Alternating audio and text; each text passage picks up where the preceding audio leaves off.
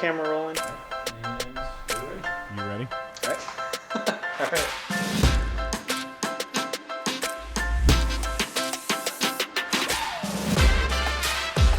Hello and welcome to the very first episode of Better Mondays. Thanks for joining us today. My name is John Mitchell. I will be your fearless host, or at least I'll pretend I'm fearless throughout this thing. I got lots of exciting things to share with you. Fortunately, not just from me, but from my friends all over the accounting industry, all over anywhere where there's people who work for a living. That pretty much covers it, doesn't it? All over the place. People are putting in their time, they're doing their work, and our goal here at Better Mondays is just to give some practical thoughts, some practical ideas from real life humans doing work on a daily basis about how to make this more than just a job. The idea of Better Mondays is that, we give 30% of our life on average. Gallup polls and all of their research say that around 30% of our life will be working. Now just take that in for a minute. 30% of your life is working. All right, so then you got another 70% to do something, right? Well, here's the bad news. 25% of that 70% is thinking or worrying about, guess what? Working.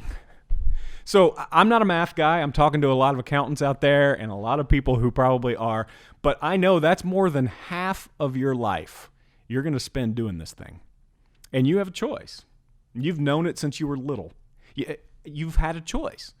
I can take half of my life and choose to just make enough money to make the other half make sense.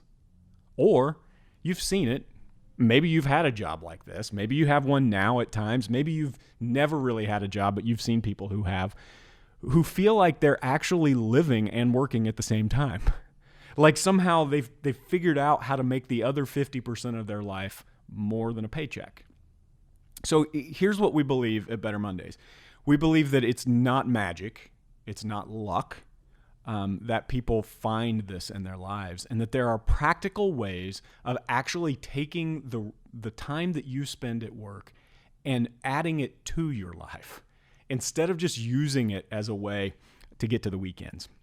So here's what you can expect with Better Mondays. There's a whole bunch of stuff. You're going to hear stories. I'm a storyteller.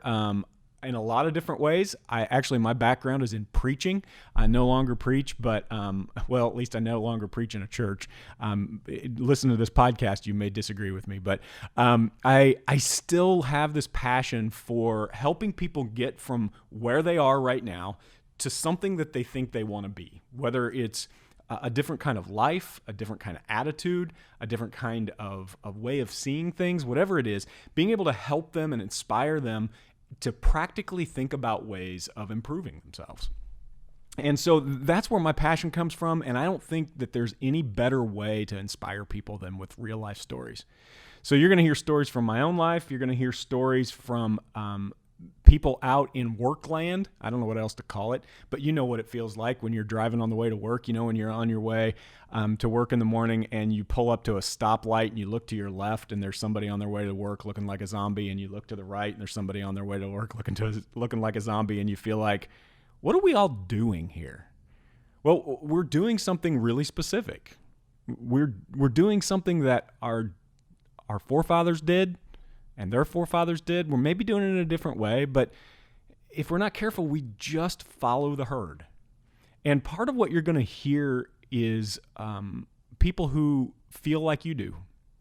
And sometimes if you can't fix it, it's good just to know you're not alone. But then we're also going to come up with real practical ideas based on the stories that we hear, based on the ideas that we're getting from real life people working every day. We're going to take one good idea that helps them get some perspective on the relationship between their work and their life. And then I'm going to bring you one good resource, something that's already out there helping people, whether it's a website, whether it's a book, whatever it is.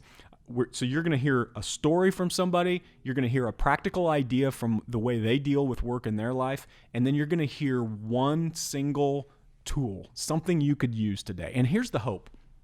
that you will take this back into your own hands. If you're like me at times in my life, and I'm not there right now, but boy, there are times in my life where I have felt as though my life is just happening to me. Like someone else is actually pulling the strings in my life. And the choices that I made were a long time ago, and now other people make my choices. And I just follow my Google Calendar through the day. And really the goal of this podcast is to give you a deep breath. It's to give you an opportunity to stop for a minute, to take your choices back, to take 50% of your life back. So you're going to hear stories. You're going to hear some ideas. I'm going to end each of these episodes with what I've just been calling the may use. This isn't my idea, but churches have been doing this for a long time, and a lot of people I respect speak this way. But the idea of a may you is a sentence that starts with may you. And the reason I love them is because they put the ball back in your court. First and foremost, when it comes to loving your job, it's accepting the fact that it's your life and first and foremost, your responsibility to love your life. So when you start a sentence with may you, when I can start a sentence at the end of this with may you, I'm putting the ball back in your court. And first and foremost, that's what we want to do. We want to take control of the things that are controlling our lives. So I'm excited to get the chance to do that today. I won't do this always, but I do want to let you know you can listen and partake in this show in a lot of different ways. You can think of it as a podcast if you'd like to. It'll be an Apple Podcast, Spotify, etc. Wherever you listen to your podcasts, we'll try to make it available for you there. YouTube. So we're actually shooting this on video here in the Better Mondays studio, part of RootWorks. RootWorks is a membership organization for accounting firms, but we're also just about anybody who has a job and anybody who is trying to figure out the relationship between their life and their work. And so we're recording here at the RootWorks studios, and we'll be available on YouTube as well as bettermondayspod.com, places where you can just engage with us. In the long run, we hope to create some conversation around each of these episodes and hopefully a community of people and a repository for me to call people out and to ask if you'd like to be a part of this, to tell your story and any of the wins that you have when it comes to work and life. So every episode we'll do a little bit of an introduction like this. I'll introduce you to a friend of mine or somebody new, maybe one of you who are listening to this or watching this today, who would be interested in just saying, hey, here's a little bit of my work life and some things that I do to have better Mondays, and to think of my life and work as synonymous instead of sort of against each other. And so today, my very first guest, I got to speak with her and interview her a little bit ago. What I'm going to do is interview people and then think through it, go through all of their advice, and then aggregate it for you in a closing part of each of these episodes, where I'll give you those may-yous and a couple of thoughts based on the interview. So my very first interview is Lindsay Malcolm. And the reason I asked Lindsay to be the first of our guests on Better Mondays is for a few reasons. One, she's an incredibly interesting person and a great human.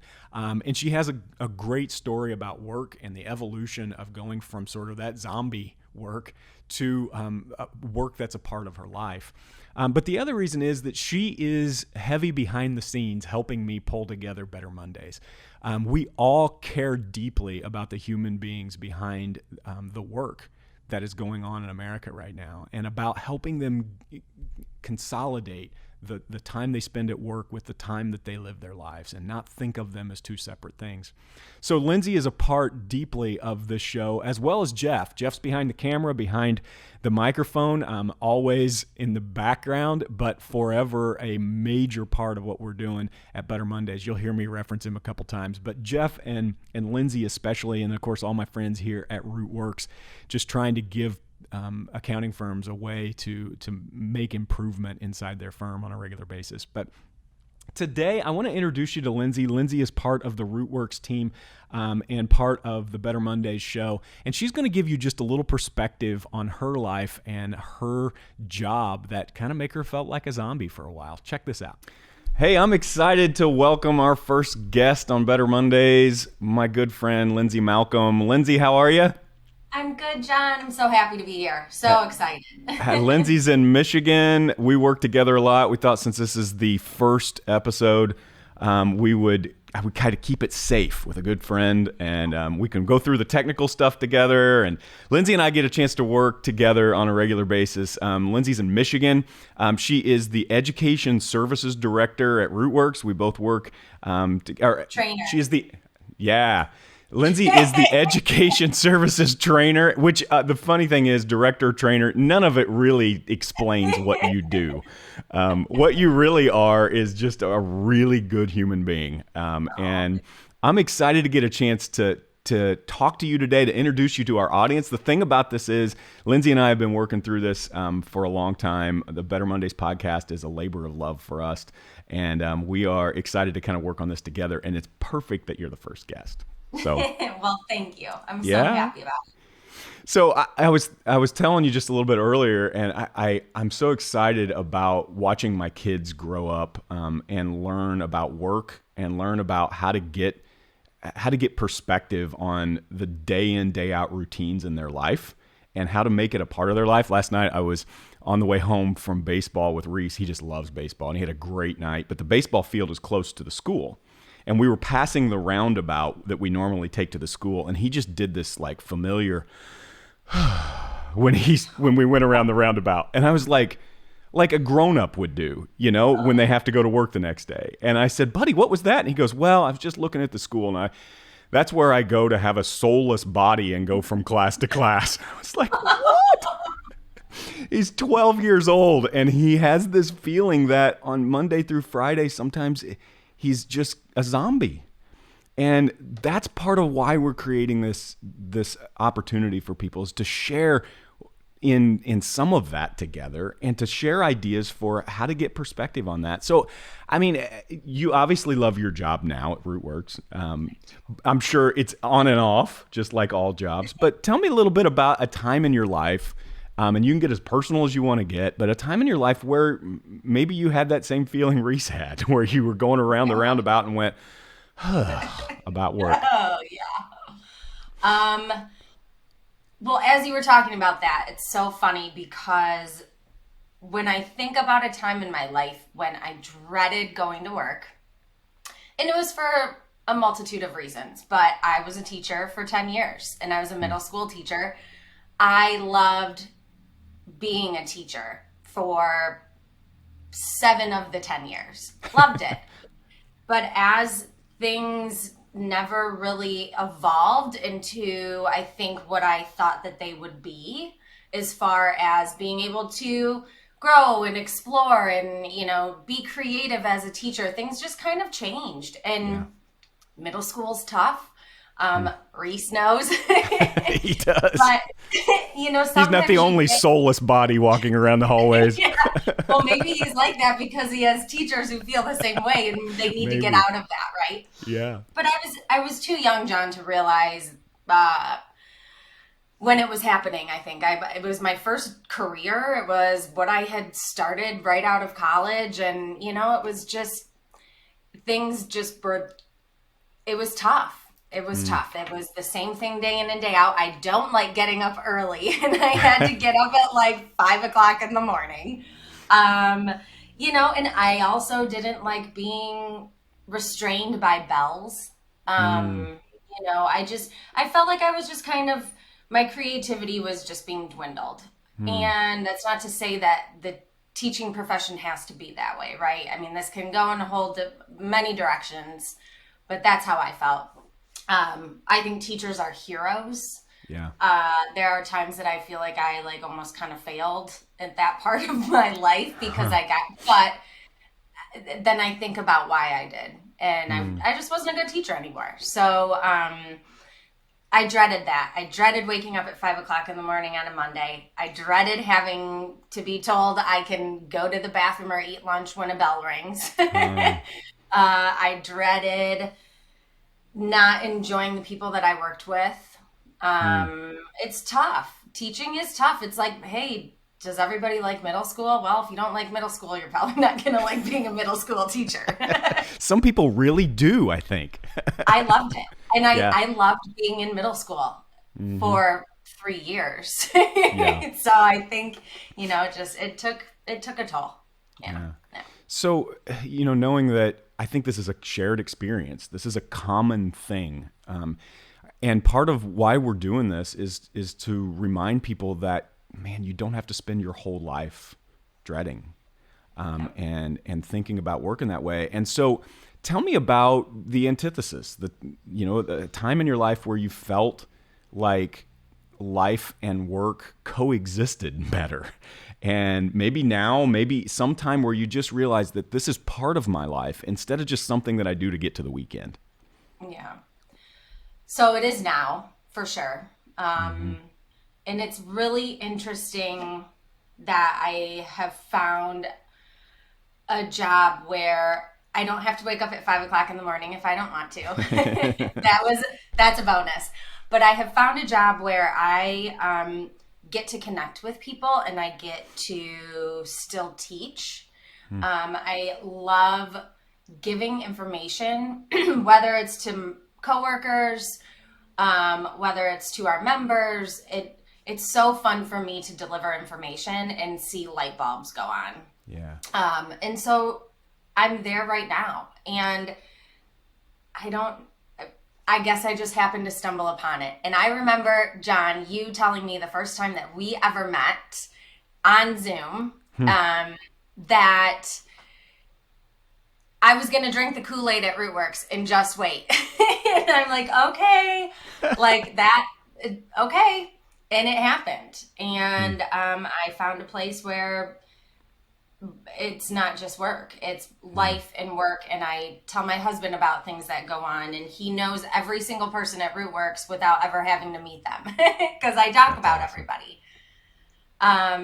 So it's now. Wow. So think about the difference between when you were teaching and what you're doing now at Rootworks. It's not always about just changing jobs. Sometimes it's about your own posture, your own habits. Part of why we want to do this show is for people to learn from each other. Hey, there was one idea that Lindsay had. Maybe I should try that, and it will change my attitude, my posture towards work. Can you think of one idea, one habit, one thing that maybe you do now that you didn't do then that kind of brings you that perspective besides sleep in past 5:30? That is number one. So I do want to say that leaving my job, though it was necessary for me to find where I am right now, and getting so lucky to have found Rootworks and welcomed in by Rootworks and had Rootworks take a chance on a teacher. But leaving my job was not what helped. Figuring out how to live every day when I'm at work at Rootworks was what helped. And so because I'm working with such amazing people, and because I am in a position that I really love, and I've been able to be creative, and I have freedom to say things that I think will help or that I think may not be such a great idea. That's where I am now. And looking back, I think I'm here because I didn't make connections when I was teaching. I didn't think that I had creativity. I didn't think I was allowed to speak what I was thinking. Sure, I was given a lot of administrative responsibilities, and I was leading teams, but I still didn't feel connected. And that is one thing that I have really found makes all the difference, is a connection, making connections with people. Whether it's you and I talking, right now, whether it's I am messaging, a funny meme that I saw last night to my girls group on our team, whether it's filling in Sean about something funny that happened with my cat because he knows my cat. I mean, it's dumb little things, but it makes all the difference. And I didn't do that before. I kept in my little bubble. I had a couple of my friends and I didn't want to talk to anybody. And I walked into the building, I taught, loved my kids, walked out of the building. And it wasn't a way to work and live together. It was, I drew a line in the sand. So making connections any way possible. That's awesome. That's so funny. I was thinking about, I dropped Reese off this morning at school. And we went around that same roundabout, and I laughed about his comment last night, and he just kind of did it again. He's kind of looking at the floor, And we get in this long line, and we get in a long line to drop him off, and I'm trying to get him pumped up for the day. I'm thinking I'm doing this podcast. Like, I don't want my son to be a soulless body. That's why we're doing this, And I feel like I'm failing my own son, and I tried everything. I tried to make him laugh. I tried all these things. He opens the door, and just as he opens the door, 3 of his buddies walk by, and his entire demeanor changed. And he sprinted, didn't even say goodbye to me, and skipped into the school laughing with these guys. And That's awesome. And that's the answer. It's human beings. And I know there are people that may not love the people they work with. And the truth is that's just part of life. You don't always. But when you choose the posture of connecting with people, whether you like them or not, it's better for you. It is part of what makes work and life work together, right? Sure. Yeah. That's awesome. And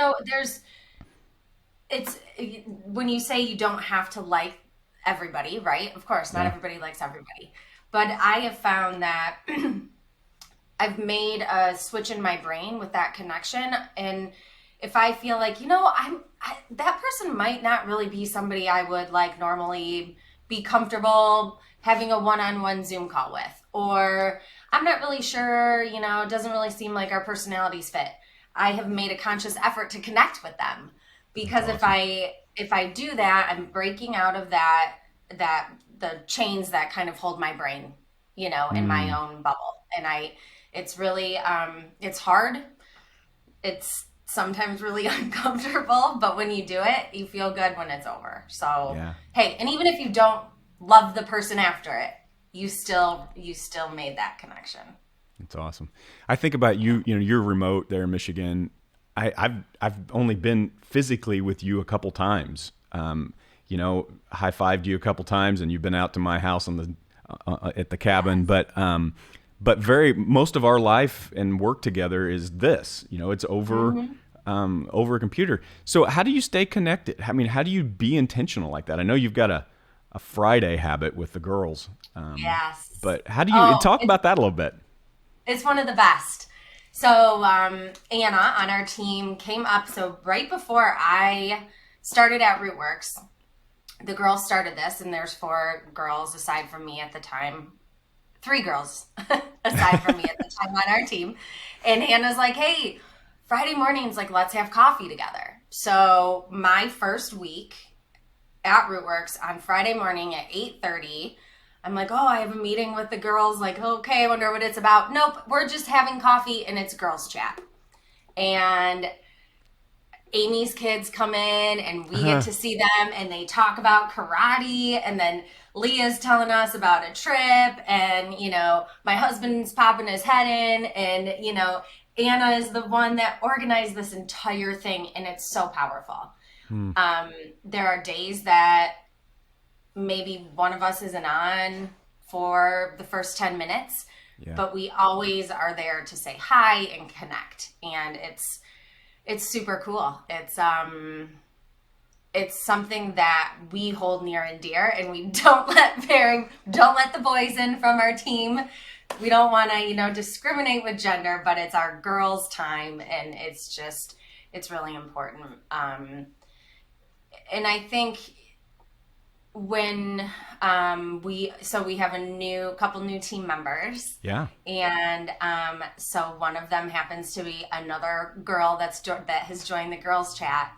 And Christine has said, like, this is the best time of the week. It's the best time. Like, we met her daughter already. I mean, so that connection, right? And I'm not best friends with all of them. They're not best friends with me. We have our lives and separate things, but that time is really, really important. Well, Lindsay, one of my favorite quotes is Steve Jobs saying, "I want to make a dent in the universe." And I think about you and your work here and your friendship, and I think about the dent you've made in Rootworks and in my life, and you have made an impact, and that comes from choosing to make your work and your life connect. And I'm thankful for that, and I'm so glad you were our first guest. It made it so much easier. Thank you. Yeah, no kidding, right? John, thank you so much. There are no words to describe how lucky I feel, and I drank the Kool-Aid and I pinch myself every day, and it's awesome. Well, we're going to spread the love. We're going to make sure everybody feels that way or has the opportunity to with this show. So thanks again, Linz. We'll see you soon. Thanks. All right. Thanks, John. I had a good time talking with Lindsay. I hope you enjoyed listening to her story and getting to know her just a little bit. Man, have you ever been just with someone and you kind of have an out-of-body experience for a minute when you're talking to them, and you just think, how do they get to this sort of a layer of just optimism and interest in life? Lindsay's one of those people for me who, whether she's good at faking it or whether she just has figured something out, she seems to bring energy wherever she goes. Every Zoom call I'm on with her. She lives in Michigan. I live in Bloomington, Indiana. So we don't see each other very often in real life, but I see her, 2-3 times a week at least on Zoom calls. And every time her face pops up, there's something that changes in the call. There's a sense of optimism, a sense of just clarity about who she is. And again, maybe she's good at faking it sometimes, but I can tell you that Lindsay has definitely made an impression on me, that I would love to be that kind of person. And I hope I am at times, and I'm sure that at other times I'm actually the darkness on the Zoom call. You know what I mean? The person who's grumpy and tired, maybe stressed, and brings the Zoom call down a little bit or the meeting down a little bit. And, it got me thinking about just what I do with work, how I go to work every day. And just what kind of perspective I have. And I don't know if you're like me. I wake up in the morning, and if I'm not careful, if I'm not intentional, the very first thing I do is worry about what the day looks like. I go and check my calendar, and it tells me what I'm doing today. And if I'm not careful, it will actually tell me what attitude I should have about my day based on who I'm meeting with and the stress that's in my life. And it reminds me of just this game I played when I was a kid. Man, I remember it like it was yesterday, but I have not seen this game for a long time. It's Hungry Hungry Hippos. I don't even know if they still have this game. My kids have been old enough for a while that they wouldn't have had it for a long time. But Hungry Hungry Hippos was this game where it's like a circular board, and these hippos would come out, and the hippopotamuses' mouths would come out, and they would grab these little white marbles, and they would grab them on the board and suck them in, and they would suck them into a little hole, and you had, I think, 4 players could play. And the goal was you start with 20 or so marbles, and when all the marbles are gone, the game is over, and you count the marbles. And whichever hippo got the most marbles won the game. And I think of this game a lot. I know it sounds stupid, but here's why I think of it. Because I think if I wake up in the morning and let my calendar start my day, if my very first thought is just surviving the day, then I'm like these hungry, hungry hippos where my mouth is open and I'm just trying to get whatever I can get today. I'm more about sucking in as many marbles as I can get today, make as much money, get as much accolades, get the raise, whatever it is. And I become this hungry, hungry hippo. And at the end of the game, whatever that means, all I have to show is a bunch of marbles. And I've realized when I am not intentional about my day, when I get up and I just let my day happen, I become a hungry, hungry hippo. I just go reaching for whatever I can get. And in the end, there comes this sense of loneliness in that, regret, I think at times at the end of the day or the end of the week or end of the month, end of the year, potentially retirement. If it's only about grabbing as many marbles as you can get. You know, I used to do a lot of funerals, a lot of weddings when I was in ministry. And I used to get an incredible privilege as well as I have a lot of bad memories. but I would be asked to be with someone when they were passing away in the hospital or when they were on their kind of like as sick as they've ever been in their lives. And there's one thing that I remember always seeing in common, and that was a sense that the things in life, the white marbles on the Hungry Hungry Hippo board, matter so little at that point. Especially if they're passing away, the thought of them saying, would you bring the Corvette in? I'd like to say goodbye. It's just ridiculous. Nobody does that. What they do is they say, would you call my brother? I'd like to kind of bury the hatchet on some problems that we had in our life. Would you gather the people around me? And when I stop to think about it for a minute, when I really get perspective on a Monday morning, I remember that in the end, whatever I can collect is not the point. It's about the human beings that I'm around. And man, I am telling you, when I can do that, when I can start my day with perspective and think about the humans that represent the appointments I have today, and go into those meetings and go into the office with a different outlook, I am promising you, it actually makes a difference in my life and in my enjoyment, in my stress. And it's what Lindsay said to us today. She said the big difference for her is connection. It's taking a moment to see the human beings inside of your firm, inside of your office, maybe the clients that you're working with. And I know that some of you may feel like it's a little touchy-feely. Some of you may feel like it's a little bit of an eye roll to think about the human beings before you think about the work. But just try it. It's sort of the tip for the day. It's the thing for the day that I take from my interview with Lindsay and also my life. It's been a couple weeks, week and a half or so since I did that interview with Lindsay, and I've been working on this. Funny enough, I did not do it this morning, and it showed. My kids know it. My dog knows it.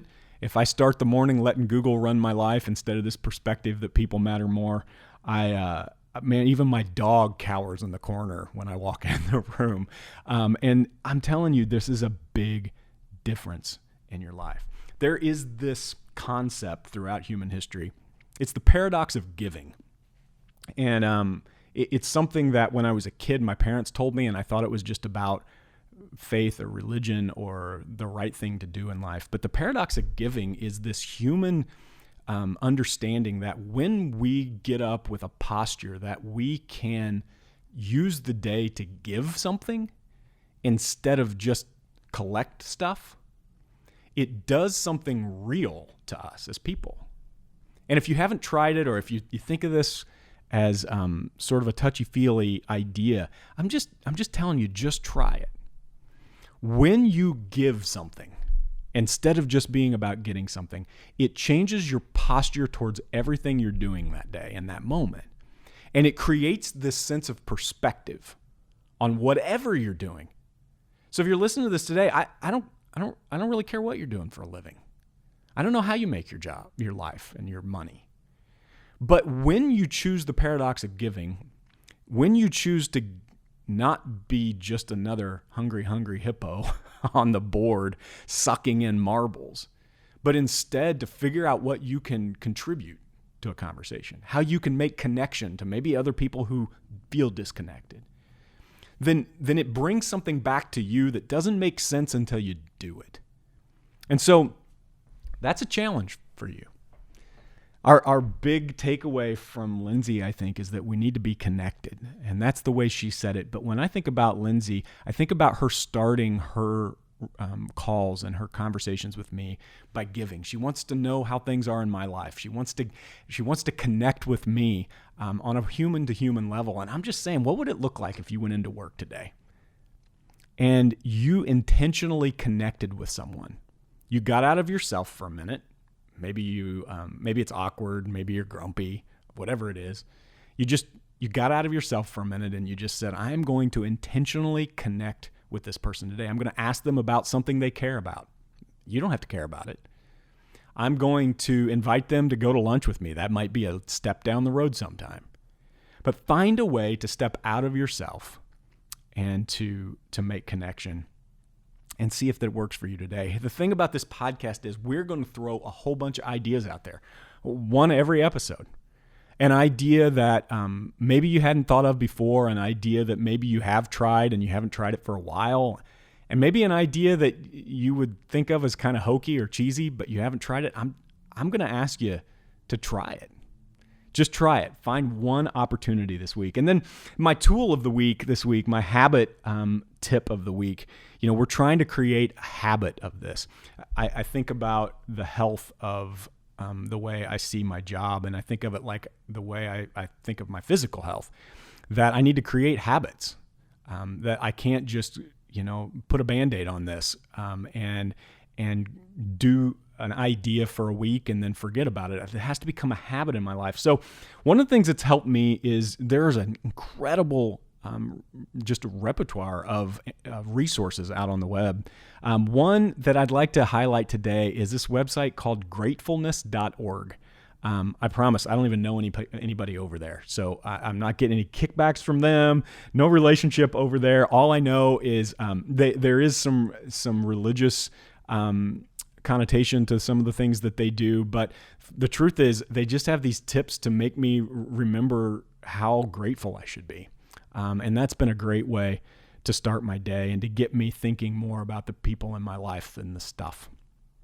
So, man, I can't thank you enough for being here for our first episode. We would love to give you a chance to try this stuff out. We want this to be as practical as possible. We want to give you a shot in the arm, whether it's a Sunday night that you listen to this, or a Thursday afternoon, or whenever it is, that your Mondays could be better because of something you heard here.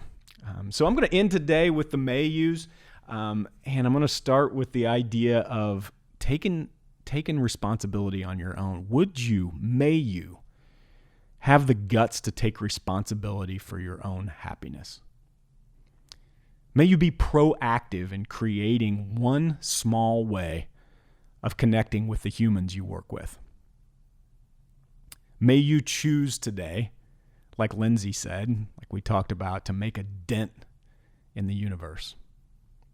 And may you choose to not be on the Hungry Hippos board today. Friends, thanks for being here. Look forward to next time. Until then, have a great Monday.